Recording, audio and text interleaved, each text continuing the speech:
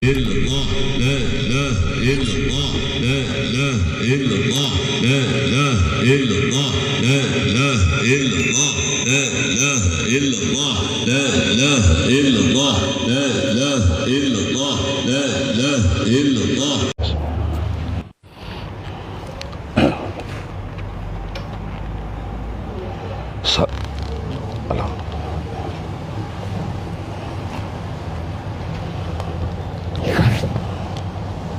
Betul-betul sampai dia.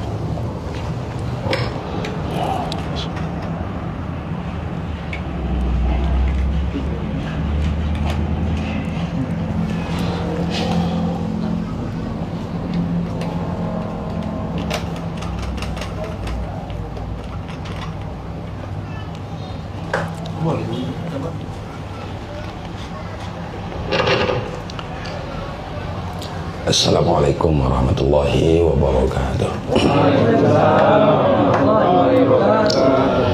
Bismillah walhamdulillah wassalatu wassalamu ala sayyidina Muhammadin ibni Abdullah wa ala alihi wa sahbihi wa man wala. Bersyukur kita kepada Allah atas rahmat, hidayah dan taufik Allah. Salawat dan salam untuk Nabi kita Muhammad sallallahu alaihi wasallam. Dengan barokat guru kita dapat berkumpul, maka melawan kepada guru ilmu akan hilang, melawan kepada mursyid ma'rifat akan lenyap, melawan kepada ibu harta akan hilang. Tapi lawanlah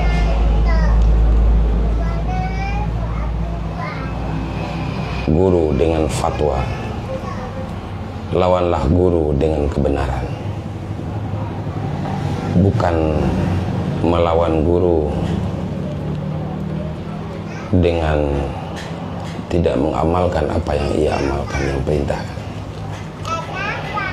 Maka dengan berkat kebesaran Rasulullah sallallahu alaihi wasallam, kita dihadiahi oleh Allah ulama yang menjadi pewaris Nabi, penerima rahasia Allah, sehingga dengan adanya rahasia itu kita dapat memahami dan mengenal Allah Subhanahu wa ta'ala. Bapak Ibu yang dirahmati Allah, malam ini kita disuguhkan dengan makalah yang berbicara tentang perjalanan tasawuf.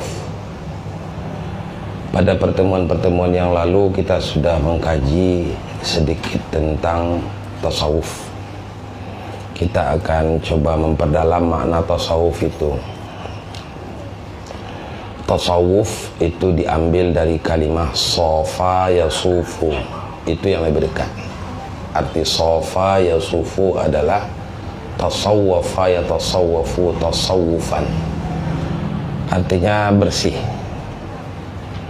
Pada hakikatnya atau pada istilahnya, tasawuf adalah ilmu yang dimana dipelajari di sana tentang cara-cara membersihkan hati. Dengan sebab bersih hati itu, maka orang akan mengenal Tuhannya. Itu saja. Caranya oleh para ahli sufi berbagai-bagai. Maka tasawuf pada dasarnya seluruh dunia sejak bumi ini terkembang terbagi kepada dua. Yang pertama namanya tasawuf sunni, yang kedua namanya tasawuf falsafi. Tasawuf sunni itu artinya adalah tasawuf yang mendasarkan secara mutlak dalil-dalil ketasawufan itu dari Quran dan hadis. Pakarnya adalah Abu Hamid Al-Ghazali, Imam Ghazali saja. Tetapi setiap ibadah itu ada batinnya. Zahirnya kita rukuk, tapi batinnya kita menundukkan dan menghormati Allah. Zahirnya kita sujud, tapi batinnya kita adalah menghinakan diri di hadapan Allah. Maka konsep seperti ini disebut dengan mendasarkan ibadah-ibadah fikih, bukan sekedar zahirnya saja, tetapi ada isi ibadah fikih itu. Dalam konsep inilah kita tidak boleh membanding-bandingkan antara fikih dengan tasawuf. Seperti ucapan kita, orang tasawuf itu nafas keluar mengucapkan hu, nafas masuk mengucapkan Allah, Allah, Allah terus di hatinya. Sementara nafas orang fikih kosong dari itu. Ketika itulah kita telah merasa bahwa tasawuf lebih mulia daripada fikih. Tetapi dalam konsep tasawuf sunni itu bukan membanding-bandingkan antara orang fikih dengan orang tasawuf, tetapi mengajak orang yang sudah berfikih agar ia mengamalkan tasawuf. Ketika dibanding-bandingkan, maka yang terjadi adalah orang akan memilih salah satu keduanya. Kalau orang pilih fikih saja, rugilah dia. Atau orang fikih pilih tasawuf saja, maka yang terjadi adalah, kan saya sudah ingat kepada Allah, untuk apa saya salat? Akibat dari fatwa seperti itu berbahaya untuk umat. Tugas kita orang tauhid tasawuf bukan membanding-bandingkan itu, tetapi tugas kita, diajarkan guru kita, adalah mengisi ibadah. Salat yang bersyariat ini diisi dengan hakikatnya. Sujud yang syariat itu diisi dengan hakikatnya. Takbir yang syariat Allahu Akbar itu diisi dengan dia hakikat dari takbir itu. Seolah-olah kalimat itu tidak berarti, tetapi kalimat itu akan menjerumuskan banyak orang. Maka para ahli sufi yang disebut dengan sufi sunni itu tidak pernah meninggalkan syariat dan tidak pernah mencaci syariat, tetapi dia bertasawuf untuk menyempurnakan syariat. Agar salat terasa khusyuk, makanya kita masuk tauhid tasawuf. Agar ibadah terasa ikhlas, makanya kita ngaji tauhid tasawuf. Agar berjuang terasa semangat menegakkan kebaikan, makanya kita masuk ajaran tasawuf. Sehingga kita tidak kulit saja sampai kepada isinya, tetapi tidak pula isi saja, tetapi sampai mempunyai kulit. Karena apalah artinya isi tanpa kulit? Telanjang pisang di tengah di atas meja, tak ada yang akan mau makan. Sedangkan pisang sesudah dikubak, sudah dibuka dari kulitnya, mau dimasukkan ke dalam kuali, dikasih baju lagi dengan tepung bajunya. Jangan kita sok-sok sudah tasawuf sementara kita masih mutasawif.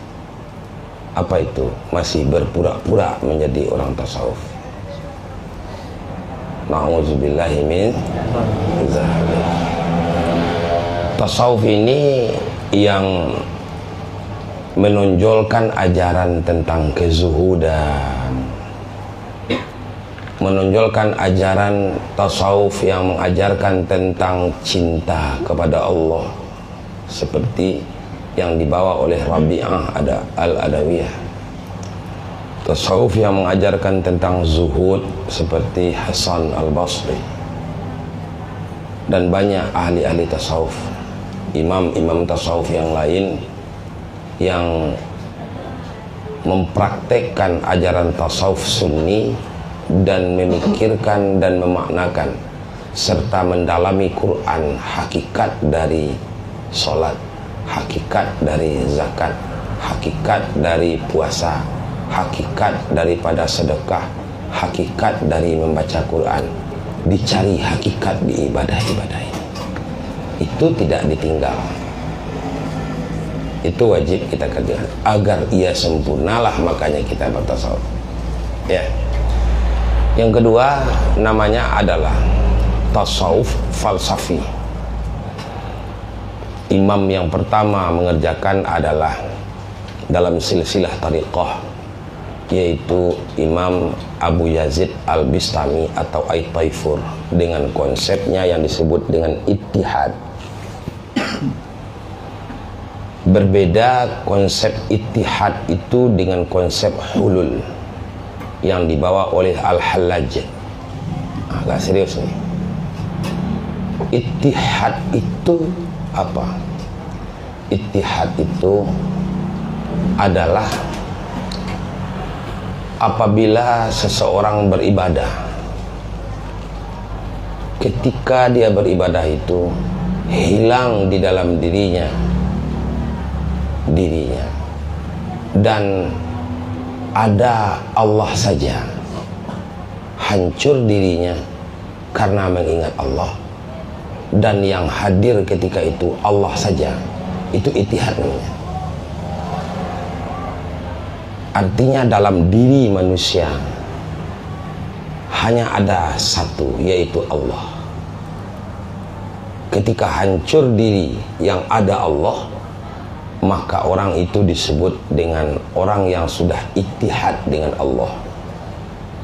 Imam Abu Yazid Al-Bistami itu adalah imamnya silsilahnya tariqat Naqsyabandiyah Al-Khalidiyah. Tariqah Naqsyabandiyah Al-Khalidiyah itu tidak berimam kepada Al-Hallaj yang berpendapat bahwa dalam diri itu ada dua wujud. Apa itu dua wujud? Yang pertama wujud insan manusia, yang kedua wujud Allah dalam satu diri.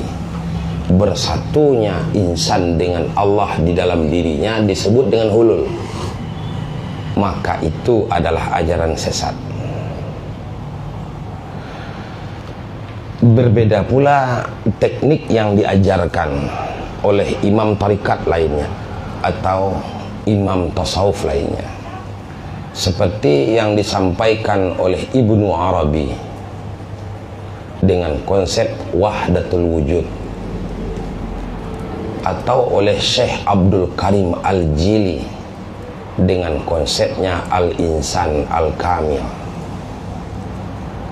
Nah, oleh Imam Ghazali sendiri disebut dengan istilah wusul ilallah, sampai kepada Allah.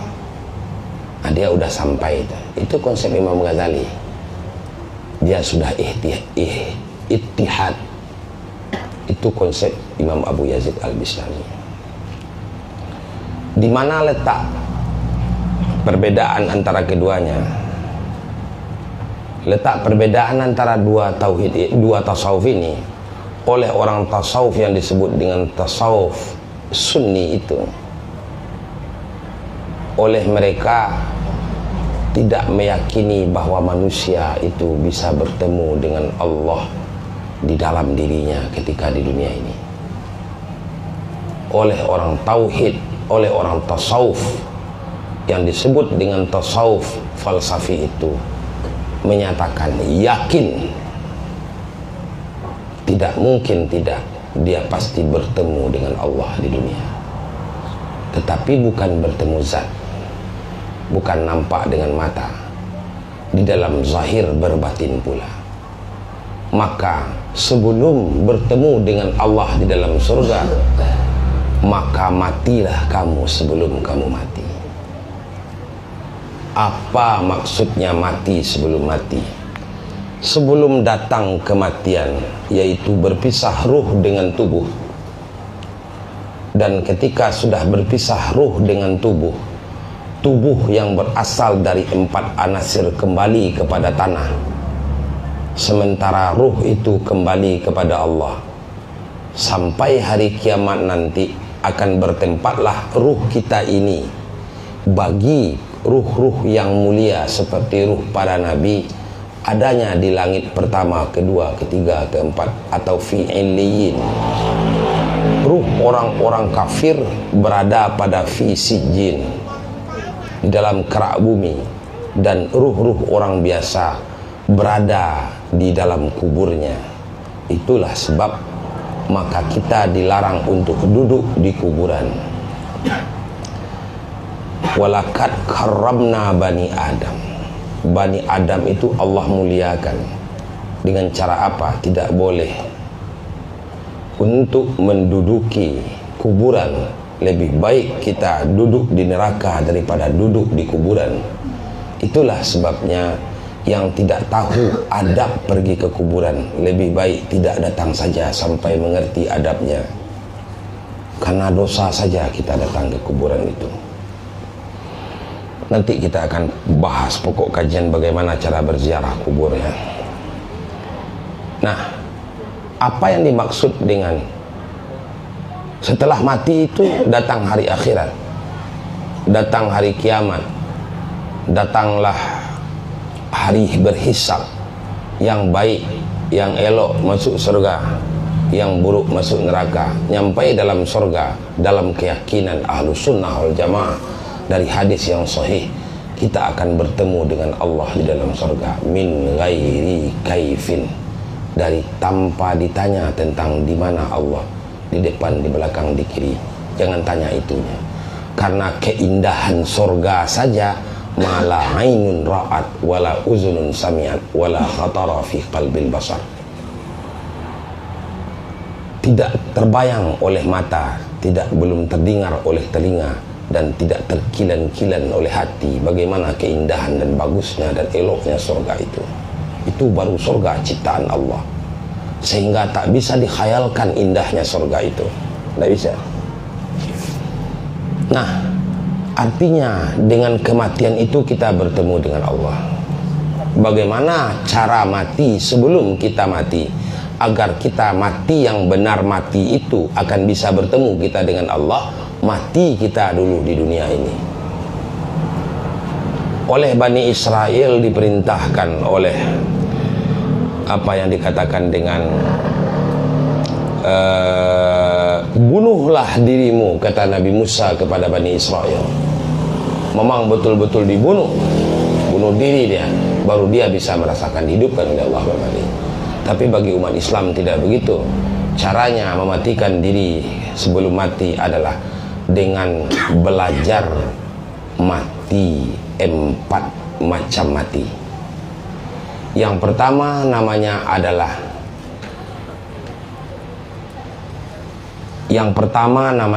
mati tabi'i. Yang kedua namanya adalah mati ma'nawi. Yang ketiga namanya adalah mati suri. Yang keempat namanya adalah mati hissi. Bagaimana itu yang dikatakan dengan mati tabi'i?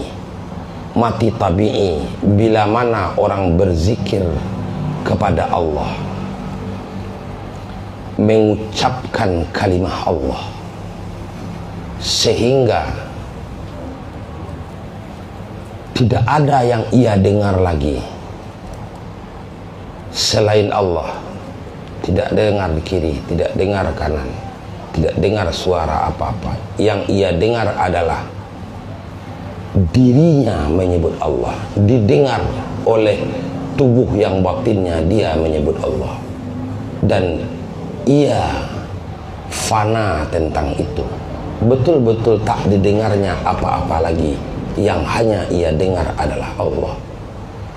Karena telah mendapatkan baiat dari guru, maka ia merasa tak ada yang ia dengar selain sebutan Allah. fana dia kepada alam, tidak ada yang terdengar selain Allah. Semufakat antara zahir dengan batin. Artinya semufakat zahir dengan batin, antara tubuh kasarnya dengan tubuh batinnya, sama-sama mengingat Allah. Allah semata-mata, tidak ada yang didengar yang lain lagi, sehingga yang didengarnya Allah. Orang itu sudah disebut dengan mati. Mati itu namanya adalah mati tabi'i. Dilatih lagi zikir, terus zikir dengan bimbingan mursyid, maka tidak ada yang ia lihat selain Allah. Yang melihat adalah mata batinnya, yang dilihatnya adalah yang batin pula, yang dilihatnya Allah, dan ia faham akan maknanya. Itu adalah zat yang wajib wujud, yang laisa kamitslihi syai', sehingga terbitlah ketika itu nur. Itulah yang disebut dengan nur ala nur. Ketika itu orang disebut dengan mati ma'nawi. Ketika seseorang terus berzikir dengan bimbingan mursyid, terus berzikir, maka terbukalah baginya pintu musyahadah. Dia menyaksikan yang ia saksikan hanya satu. Itu yang disebut dengan musyahadah, itu wahdatus syuhud. Satu yang disaksikan yaitu Allah. Tidak ada ia mendengar lagi akan selain Allah, tidak ada ia melihat lagi akan selain Allah. Maka mati dia ketika itu dan memandang dia akan Allah. Namanya adalah mati suri. Apabila dia lanjut berzikir, terbukalah hijab, sampailah dia kepada ma'rifat atau wusul, istilahnya Imam Ghazali, ittihad istilahnya Imam Abu Yazid Al-Bistami, bermakrifat istilah para ahli tariqah. Kenal dia dengan Allah, hancur dirinya, namanya adalah matinya mati hissi. Bila mana orang telah belajar mematikan diri sebelum mati, maksudnya belajar dia akan ilmu zikir qalbu, ilmu zikir ruh, ilmu zikir sir, ilmu zikir khafi, ilmu zikir akhfa, atas bimbingan mursyid yang kamil mukamil. Ketika itulah dia disebut dengan telah mematikan diri sebelum mati. Bisakah bagi kita yang belum suluk, yang belum mengambil tarikat ini dapat? Tentu tidak bisa. Secara hukum syariat tidak bisa. Kenapa? Kalau kita mau ke sesuatu tempat, kita tak tahu jalannya, kemudian kita jalan saja, mungkin masuk kita lewat ke depan kandang harimau, mengaum harimau di sana, terkejut kita sakit jantung, mati kita. Atau lewat kita ke jalan pelintasan ular, maka nampaklah ular ketika itu, nampak ular kita terkejut, mati kita. Atau lewat kita kepada jalan, yang di jalan itu ada perampok, maka yang akan terjadi adalah tidak sampai kita kepada tujuan. Tidak ada lain dan tidak ada bukan. Untuk bisa mati kita sebelum kita mati, nikmatnya bertemu dengan Allah, itulah yang dikatakan dengan mati sebelum mati. Matikanlah diri sebelum mati, hakikatnya adalah benar-benar orang bisa merasakan kehadiran Allah dalam dirinya, dan dia fana, artinya dia tidak ingat kepada yang lain, yang ia ingat hanyalah Allah. Tidak berhenti kalbunya mengingat Allah, hatinya yang menyebut Allah, hatinya yang berkata Allah, hatinya yang melihat Allah, hatinya pula yang berkeyakinan Allah itu zat yang pasti ada, yang tak serupa dengan apapun, yang maha mendengar, maha melihat. Dengan sebab mempelajari seperti itulah maka orang bisa bertemu dengan Allah di dunia sebelum nanti orang akan bertemu dengan Allah di akhirat. Akan ada kepastian kita bertemu dengan Allah di akhirat apabila telah bisa kita bertemu dengan Allah di dunia. Kalau belum bertemu dengan Allah di dunia, belum bermakrifat, maka kita ada mati dalam mengaji, ada mati dalam mengamalkan kaji, ada mati dalam makrifat. Tidak apa-apa, yang penting sudah mati dalam mengaji, sudah mati dalam menuntut ilmu, namanya sudah ada usaha manusiawi yang kita kerjakan. Nah, begitu ya. Inilah yang dikatakan dengan tauhid tasawuf. Artinya yang dimaksud dengan tauhid tasawuf di sini adalah bagaimana hakikat daripada hakikat itu bisa diamalkan, bisa diperoleh dengan cara mengamalkan tarikat. Yang diperjuangkan hakikat itu tidak akan bisa berjalan hakikat tanpa bertariqah. Itu dah.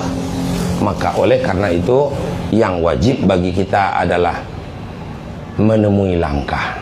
Tarjun najata walam tasluk masali kaha innas safina tala tajri alal yabisi. Engkau berharap untuk sampai ke tempat tujuan, tapi engkau tidak menempuh jalan-jalannya. Sesungguhnya sampan itu tidak akan berlayar di daratan, dia akan tetap berlayar di dalam lautan. Tempuh jalannya, bersimpuhlah di hadapan ulama warasatul anbiya yang sudah sampai kepada Allah. Maka ulama yang sudah sampai kepada Allah dan mendapat izin dari gurunya mengajarkan dan membaiat, itulah ulama yang wajib kita ikuti.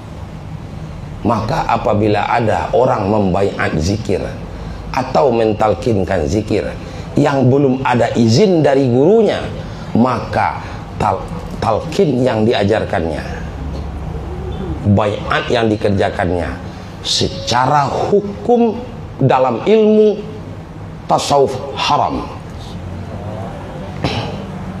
tapi dalam ilmu syariat tidak haram. Apalah orang membacakan la ilaha illallah 3 kali kepada orang, masa haram pula? Ya, haram. Maka biasanya orang yang berbaiat kepada guru yang belum mendapat izin dari gurunya, ma'rifatnya tidak akan sampai. Barangkali itu kajian kita pada malam hari ini ada mempunyai berkah bagi kita. Amin ya rabbal alamin. Assalamualaikum warahmatullahi wabarakatuh.